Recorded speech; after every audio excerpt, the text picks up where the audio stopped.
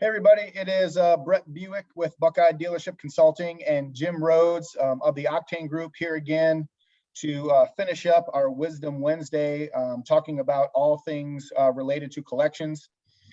If you've been following us the last couple of weeks, we've kind of gone from the collections from like the point of sale, closing the customers, getting them involved in the program, what type of collector do you need? How do you handle certain things to collecting? And now to kind of finish things off, what we're going to talk about today is performance and production, right? So how are you tracking the performance of your people and the production that you're getting out of those people with regards to your collection team or just the overall portfolio? So, Jim's going to give us some insight into, different ways to accomplish that and maybe some things that you should be looking at that maybe you haven't thought of, or maybe just even a different way to look at something that you're already now. So, Jim, with, portfolio, we've kind of accomplished that. There's obviously a lot of ways to skin a cat, right? There's a lot of different, types of cars that we sell, everything from a $3,000, ACV to, $15,000. We got, guys around the country doing 2-year loans. We got guys pushing that 4-year mark, and everything in between, right? Different ways to collect, centralized, decentralized, everything. But so we've sold a car, we've onboarded the person right. We've done the welcome calls. They're in the portfolio. We know how to handle them when they're in the portfolio as far as those one-on-one communications. But as an owner, one of the things that's difficult is, a lot of people that we talk to, I'm sure the same is for you, I know it is for me, is they work in their business a lot. And they need to spend some time working on their business. So sure. if we said, okay, to all the dealers paying attention, it's Wednesday, do yourself a favor, step back, run the reports, take a look at your portfolio, tell us what we should be looking at, or where's a good place for these dealers and these people listening to start to see, how is my portfolio performing? Are my people performing? And what changes do I need to make? Sure. So I think, first thing to understand, and we probably covered this a little bit before, is that you're really first going to kind of divide things up into 2 categories. Like I work with dealers that are flexible and cooperative, and so we look for certain things in their numbers. And then we have other dealers that are more strict, real hard line, looking for low single-digit delinquency, and they're driven more on delinquency. And so there's almost 2 approaches on that. But either way, I would say there's going to be short-term and long-term things to look at. There's probably at least 7 different indicators that you and I could talk about when it comes to portfolio performance and kind of ways to slice the thing and look at it. And I think it's important to ultimately look at all of them. There may be some that you look at every week and others you're going to look at on a monthly interval. So let's talk about monthly first. Like first, I would look at long range. I'd be looking at what I call conversion rates, and others, kind of slice it differently and call it loss to liquidation ratio. Basically, when we talk about that, I'm really just measuring the rate at which the portfolio is converting to cash. Okay. So, the simple way to think about that, if you open a month with $1 million in receivables principal and you collect X amount of money, you take a principal, you take that amount of money principal that you collected, divide that by what you started the month with, and just track that number on an ongoing basis. Look at what does that number look like? That's why I call it conversion, because it's the rate at which we're converting the principal that's outstanding into cash. And then we do the same thing with charge-offs. You look at how much principal we're charging off, and look at the relationship of those 2 numbers, and see, okay, how well are we doing? We should be converting. And I always tell people, I sound like a smart aleck when I say, we probably don't need a Harvard degree to know that we should be collecting more principal than we're charging off. Right. It sounds real simple on the surface, but I've been in the dealerships, and I'm sure you have been too, where they are charging off more principal than they're collecting, and they don't even realize that that's a problem. It's just like you gotta first look at those kind of numbers on a long range basis. A lot of dealers you tend to see that happens more in that firmer environment, where they're quick to pull the trigger and just get that car back, and it gives them a false sense of security because they think they're protecting the portfolio, but maybe. It's like, okay, I agree with you. Like we got to be firm but fair, but like there's no real benefit to bringing that car back. Like it's right.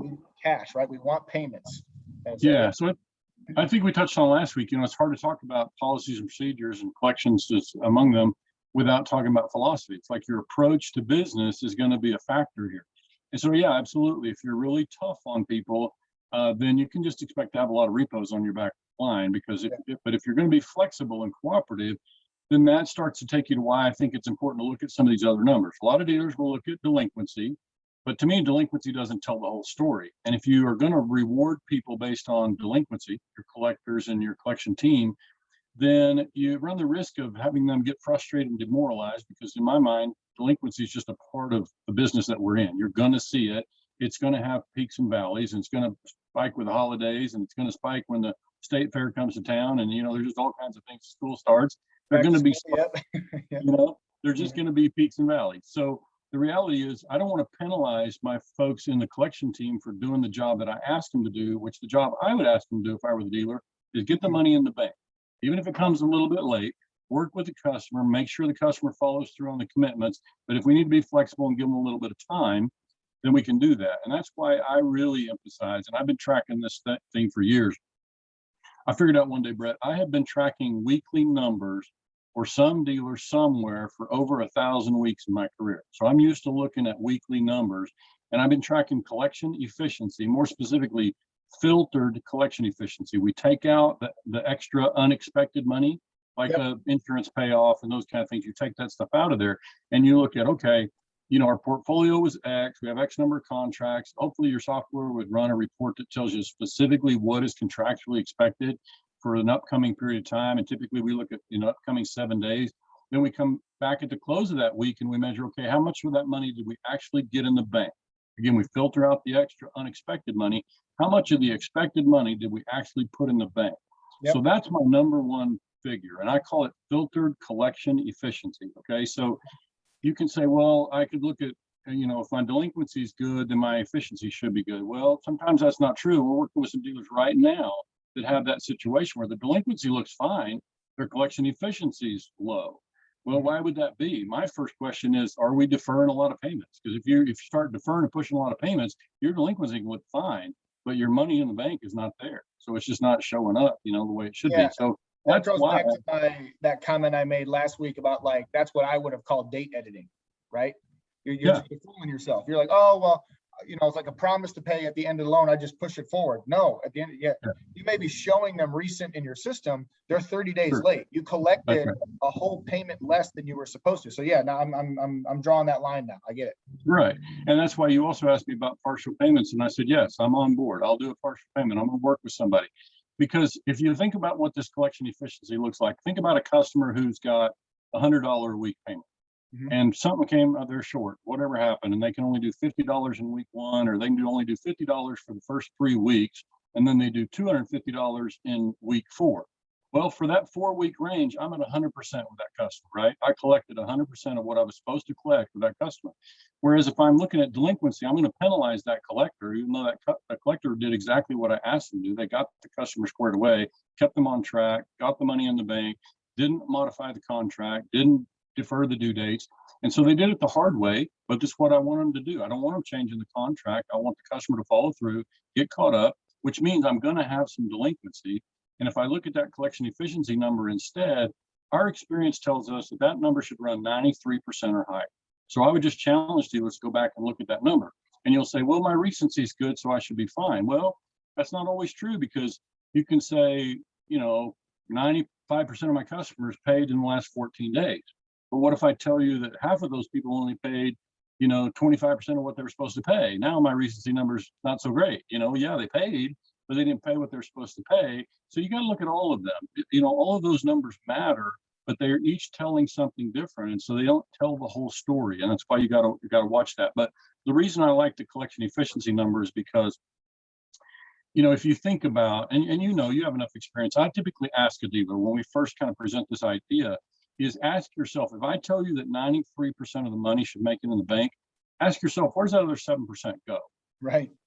And think about that, break that down. Where's that money going? And shouldn't we really know the answer to that question? I mean, from our experience, we know it really goes 2 places. It's that customer who didn't pay. We ultimately charged it off. The customer never got caught up. There were payments coming due contractually while we were trying to find the car, and we ultimately recovered the car and charged off the account. But during that time that the account was active, it was anticipating a payment. So that's an easy one to understand. And then the other one's just those deferrals. Because if you think about it, if we don't have a lot of charge-offs and we don't have a lot of deferrals, then all the money's making it in the bank.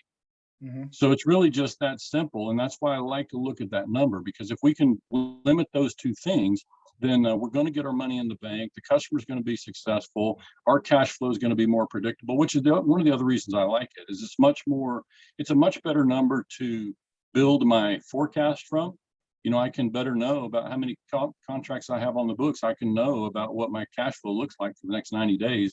And I think that's more instructive for dealers trying to plan their buying strategy and all those kinds of things. So there's other reasons that we like to look at that number, but I just think you can see why if you're flexible, then it's going to be important to watch that number and maybe bonus people on that number instead. If you're cooperating with customers and not just hammering on them all the time, then you can be flexible. You can still get the money in the bank. You can reward your collectors for doing well in that number. You can still have some secondary bonus for delinquency. I'm not saying delinquency doesn't matter, but I'm saying it matters more to a bank than it does to me as a buy here, pay here dealer, or if I were a buy here, pay here dealer. And I once was one, of course, but I'm just saying that's what if I think like a dealer, I'm just thinking that number is more important to me, getting the money in the bank.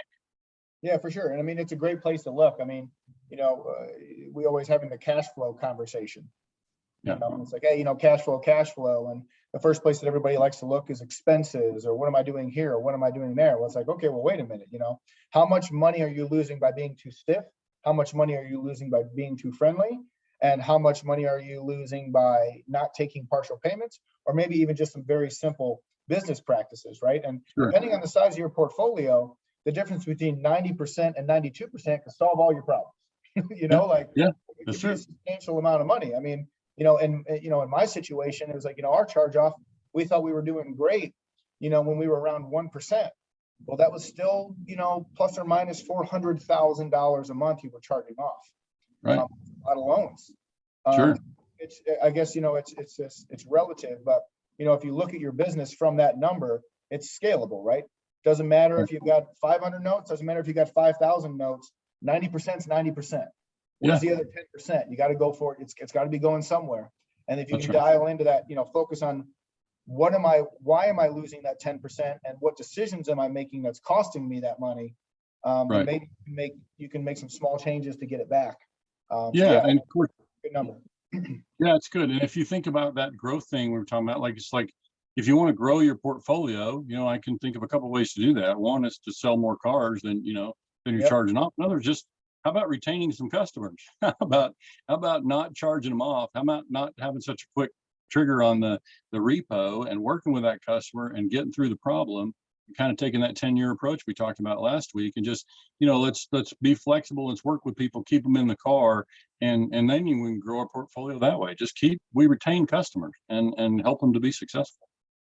Yeah, I mean, I think, I know it's probably true for you, and it was true for me, and it's true for almost everybody that I talk to. Everybody's looking for that extra 3 to 5 deals a month.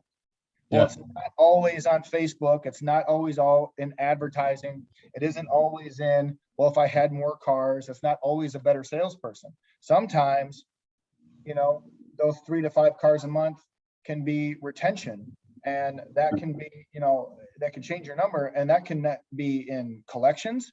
It could be in your underwriting. Maybe you're too tight. It could also be in your service department, right? Like, what's your reconditioning process? Are you not getting? But I mean, for as long as I've been in this business, and hasn't been, too heck of a long time, but man, what we all would have done for this extra 3 to 5 cars a month, right? Everybody. If I could just sell 3 more cars a month, that'd be great. Well, it's like, okay, wait, what if one was in service, one was in collections, and one was in sales, and you knew that? Would you refocus your efforts? And I think, we spend a lot of time focusing on the sales aspect, and some of us manage to a number, right? We say, man, I got to sell 25 cars a month. So at the end of the month, we just shake our head up and down more. Well, that's not necessarily healthy for the portfolio either. So having these KPIs and being able to do like a physical fitness test for all areas of your business, Right. rather than just constantly focusing on, feeding the beast from the front. Sure. You know what I mean? Yeah.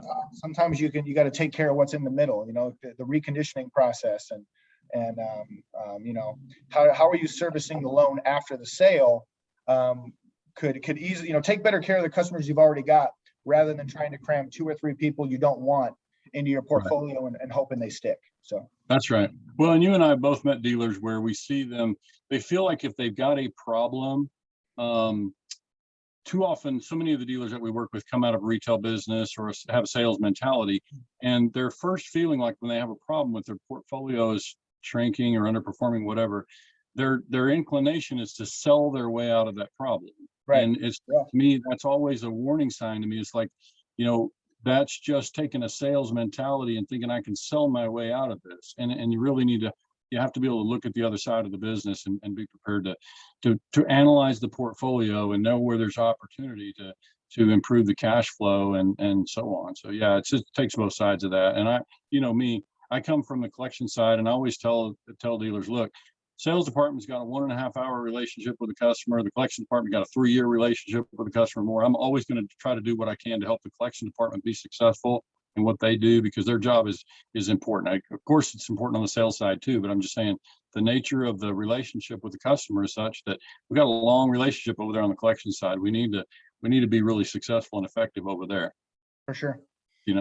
So other than, the conversion rate, what's any other things that you think some people miss, or another really important number to you, or what's your second favorite thing to look at? Yeah, it's those two. It's going to be collection efficiency is one for the near term. Like that's a week in and week out. And by the way, that number on any given week, it doesn't mean a lot because it's going to be high and low for all the reasons we talked about. People are going to be under, they're going to be short 1 week. So overall, in totality across your portfolio, I'd still expect some ups and downs. So we're looking at least 10 weeks as a rolling average on that. Okay. So that's number one, is looking at collection efficiency, because it really kind of gives you both short-term and long-term indicators. And then the other would be those conversion rates, the rate at which we convert the portfolio to cash. And then I wrote an article some months ago on this idea of comparing the principal that we collect to the charge-off that we experience. So that can be true almost regardless of the portfolio size. You just need to look at and make sure how do those two numbers compare? And that we'd like to see with most of our clients, we like to see them collecting at least $2 of principal for every dollar they're charging off. And some dealers will hear that and say, oh, mine are way better than that. And we do see some that are far better than that, but we see way too many that are way short of that. So, it's like we need to watch that number and make sure. I mean, that's our primary asset in our business. We need to make sure that thing is producing, Okay. And then all things being equal, assuming everybody has the same capabilities, what's the easiest way for anybody who's listening to come up with that number? Do they run a report that's, what do they do? They run, a cash receipts report and compare that to a total outstanding receivables, or payments, like, what's the most accurate way or the easiest way? If I was on Frazier or Dealer Center and IDMS, where do I go look to find that number right now? So it's different with each of those. Like IDMS does have a projected payment analysis. So, you could run a report. We run them on Sundays for the upcoming Monday through Sunday. So projected payment analysis would be what you'd be looking for, and find, the original payments column, because you want to look at what's coming due contractually, irrespective of what's past due or paid ahead. You want to look at what's the contract show for this exact period. And so you look at that, and then with Frazier and some of the other DMS systems, they don't have such a report. So you have to run an average of your payment across your entire portfolio, and then you do some math based on the number of active accounts. Right. So you would just do that, you'd kind of run an ongoing average. And that's not my favorite. I would much rather have actual contractual numbers, but at least it's better than nothing. And it still gives you some indication of, we know if we've got, 300 contracts, better than nothing, right? Yeah, for sure. Yeah, for sure. And so if you've got 300 contracts and your average payment's $379 a month, and you convert that to a week, now you know about what you should bring in any given week. And I ask dealers not to get too excited if it's high, and don't get too worked up if it's low. Measure a lot of weeks and string those together and see what your rolling average looks like. And that's a better indicator of how well your collection department is really doing, in my mind. All right, I like that. That's good. Good. That's good. Good. Well, yeah. So, anybody, if you guys have, questions about that or something specific, or if you wanted a little more information about how to kind of run some reports in your specific DMS, reach out to myself or Jim. We'll get that contact information out there for you, or just, message him, and then, take a look at that. And also let us know if that's something that you track, or kind of, how it is you're tracking it now. And I'm curious to see, if some people are already doing this in some fashion or not. So, thanks again for your time. I know you're traveling, and you're in Texas today. And how long are you in Texas for? Where are you off to next?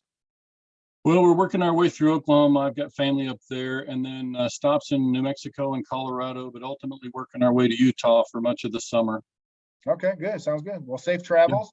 Thank Thanks you again for your time, and we will talk to everybody again here soon. Very good. Thanks. Thanks, See ya. bud.